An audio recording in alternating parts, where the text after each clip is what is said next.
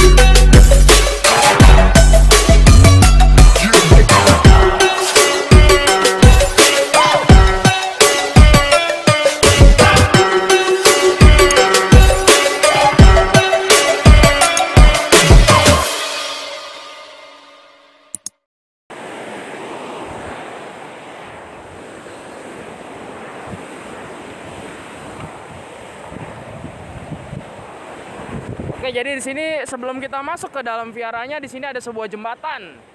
Di sini jembatannya seperti yang kalian lihat di video tadi di awal itu, ada nama jembatannya di situ, dan di sini ada sungai di atas sebuah sungai ya. Jembatan ini terbentang. Di sisi kiri dan kanan kita ada sungai yang alirannya cukup deras. Di sini sangat terdengar jelas ya, mungkin kalau di kamera mungkin agak kurang jelas. Tapi kalau di sini kencang banget alirannya guys, kalian boleh lihat. Oke. Jadi ikutin kita terus sampai perjalanan ke vihara. Jangan lupa tombol like, subscribe, ya guys, share teman-teman kalian. Oke guys.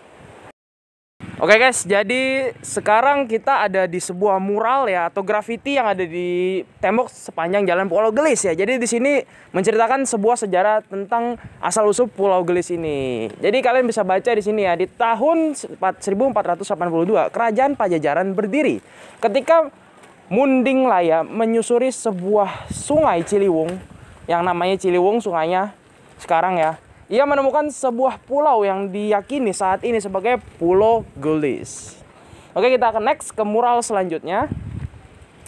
Disebut pulau karena lokasinya berada di tengah-tengah aliran sungai yang sekarang disebut Sungai Ciliwung. Luasnya sekitar 3,5 hektar. Itu sangat luas banget ya guys ya. Oke, sekarang kita ke area sini. Mungkin di kamera agak nggak kelihatan karena sudah memudar tulisannya ya. Pulau ini kemudian dijadikan salah satu tempat peristirahatan keluarga kerajaan dan diberi nama Pulau Parakan Baranang Siang. Oke, kita lanjut. Di sini muralnya unik-unik ya guys ya, ada gambar karakternya, terus ada semacam komik gitulah ya. Oke, kita lanjut. Tahun 1579 sampai 1687, Kerajaan Pajajaran runtuh akibat diserang kerajaan Banten dan Cirebon. Pulau ini menjadi hutan belantara tak bertuan. Oke, kita next. Oke, tahun 1703 sampai 1704 ditemukan kembali oleh Abraham van Riebeeck saat ekspedisi mencari jejak peninggalan kerajaan Pajajaran dan kerajaan Sunda. Oke, mungkin ini ada yang terakhir lah ya. Kemudian pulau ini diberi nama Pulau Gelis. Sejak dulu dihuni oleh suku Sunda dan Tionghoa. Saat ini berjumlah lebih dari 2.500 jiwa. Wow, itu sangat luas banget ya guys ya. 2.500 jiwa dan hampir bisa dikatakan besar banget. Walaupun pulau ini terlihat kecil di map ya, tapi bisa dihuni banyak banget jiwa. Oke guys, kita akan lanjut ke viharanya. Oke guys, jadi sekarang kita udah mau menuju ke viharanya. Ini jalannya udah deket banget, ada ke arah sana ya. Jadi langsung aja kita sambil jalan pelan-pelan yuk.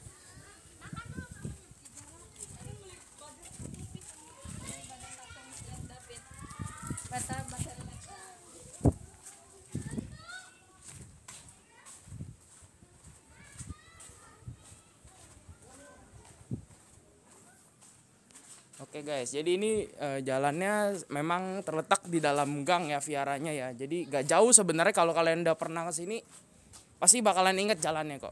Gak begitu ribet jalannya tapi memang cukup lumayan jauh lah ya guys. Di sana udah kelihatan ada bangunan berwarna merah.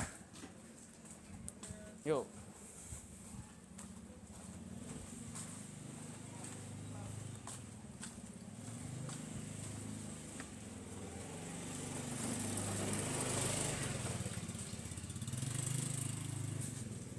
Ya oke guys, jadi di sini kita udah sampai di Vihara Mahabrahma ya, atau biasa kita sebut Pankobyo. Oke guys, jadi ini adalah bagian dalam daripada Vihara Pankobyo ya. Jadi kalian bisa lihat dulu ini sebelum kita akan beralih ke acara talk show atau ngobrol kepada kuncennya ya. Kuncennya ini namanya Ko Chandra. Oke.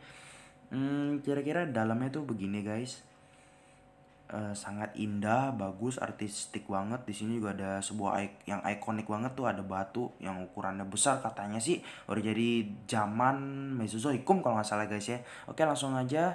Jangan lupa klik tombol like, subscribe, dan juga share ke teman-teman kalian ya guys. Ini kita akan langsung ngobrol ke Ko Chandranya. Oke guys. Kira-kira apa yang mau ditanyakan? Silakan. Lebih bagus ditanya ya, Iya, jadi betul. saya bisa jelaskan. Ya mungkin bisa diceritakan nih ke Ko Chandra ya, asal usul. Panggil Asuk dong. Asuk. Sorry, Asuk Chandra. Asuk Chandra. Mungkin asal usul Vihara ini tuh gimana sih tuh awalnya tuh?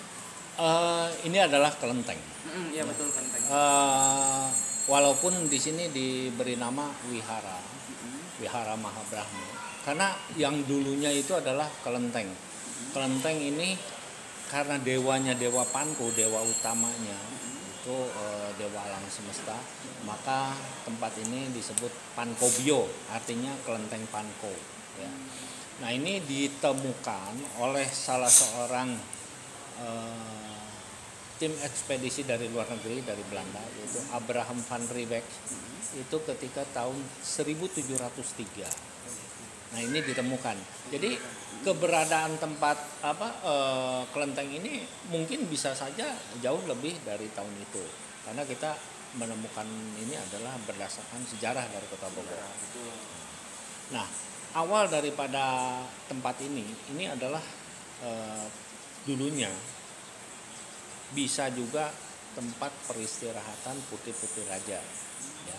Sehingga tempat ini menjadi tempat yang boleh katakan cukup terkenal dan berada di tengah-tengah Sungai Ciliwung. Iya betul, tadi kita juga ada ini merupakan jadi kita ada denahnya, itu sebuah pulau, bukan pulau di tengah lautan, bukan pulau di tengah danau, tapi di tengah sungai. cukup unik Ya guys. cukup unik. Betul.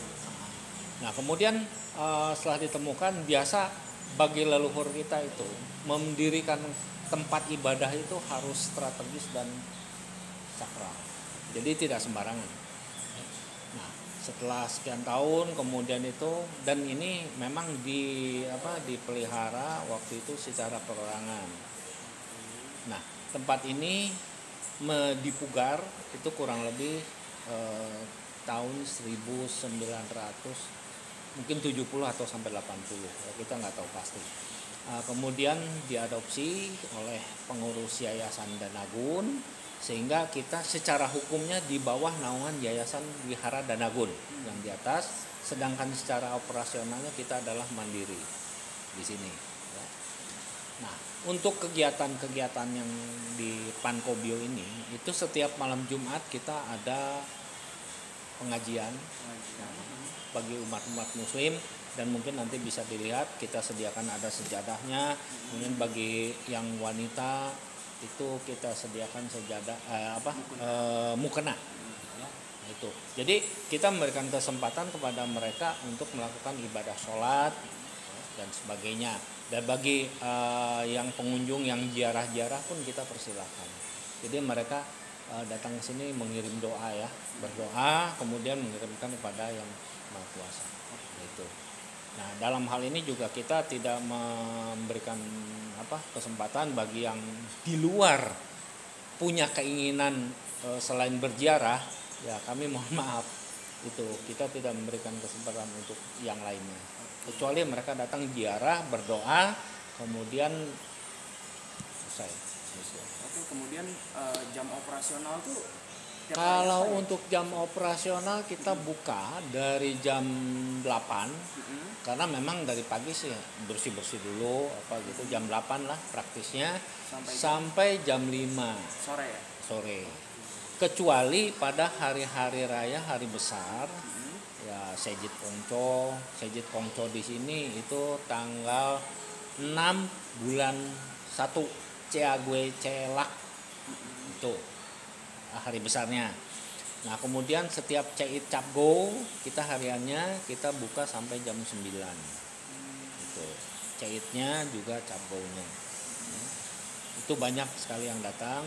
Namun karena kondisi sekarang sedang dalam keadaan pandemi kita batasi itu dari jam 8 sampai jam 4. Tapi kalau memang misalnya ada umat yang mau datang sembahyang ya kita persilahkan karena orang yang beribadah kita nggak bisa tolak. Ya memang tujuannya mereka mau beribadah ya, kecuali kalau mau kumpul-kumpul ya kita nggak bisa gitu. Nah, itu mungkin yang bisa disampaikan. Dan juga tempat ini adalah kelenteng itu merupakan jadi tradisi yang agamanya Konghucu, kemudian agama Buddha, Tridharma ya itu ya kita persilahkan semua boleh hadir apalagi kita di sini ada satu keunikan yaitu umat muslim juga bisa melakukan ibadah sholat petilasan umat Islam lah ya. Kebetulan di belakang juga itu yang paling ujung itu diperkirakan adalah makam dari Uyut Gebok yang mana masih ada hubungannya dengan Panglima pada waktu di zaman Kerajaan Pajajaran. Kemudian yang di sebelah sini itu Mbah Sake, mungkin Pangeran Sake juga yang jadi ningrat masih ada hubungannya dengan wilayah Banten.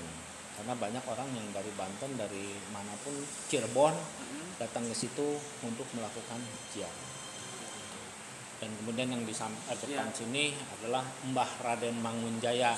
Bukan batunya ya namanya Mbah Raden Mangunjaya karena batunya ini adalah merupakan monolit yang suatu tanda dan peninggalan zaman megalitikum. Oh, udah lama banget berarti. Ya, mungkin bisa juga udah ratusan tahun ya. Karena kita mengetahui bahwa setiap benda yang ada di bumi ini itu ya bisa saja dia bernafas ya, bisa saja dia berkembang. Ya. Nah ini salah satu diantaranya batu ini menurut orang-orang yang terdahulu di sini datangnya loh kok batunya udah besar gini dulu nggak seperti ini. Nah kemungkinan makanya saya sebagai pengurus di sini itu mencoba untuk mungkin ada satu rongga ya yang di samping itu yang dekat itu. Kalau misalnya nanti satu saat 2 atau 3 tahun atau bahkan 5 tahun datang ke sini itu menempel berarti batu ini membesar. Gitu ya kita buktikan saja termasuk saya pun belum pernah lihat pada waktu yang dulunya itu baru katanya ya tapi justru dengan saya 10 tahun di sini dari tahun 2010 hingga saat ini saya belum melihat ada hal yang seperti itu. Hanya kita buktikan bisa kalau seandainya batu itu bisa menempel dengan di samping itu ya berarti membesar kejadian ya terjadi seperti itu ya kita tinggal dibuktikan. Nah kemudian Mbah Raden Mangunjaya ini adalah seorang tokoh muslim juga yang menemukan tempat ini sehingga mungkin beliau sempat bersemedi atau bertapa sini ini adalah Patilasan. Nah, kemudian juga yang di samping itu Patilasan yang Prabu Surya Kencana, kemudian di sampingnya lagi adalah kuburan daripada Mbah Imam, itu adalah tokoh muslim juga dari Kota Bogor.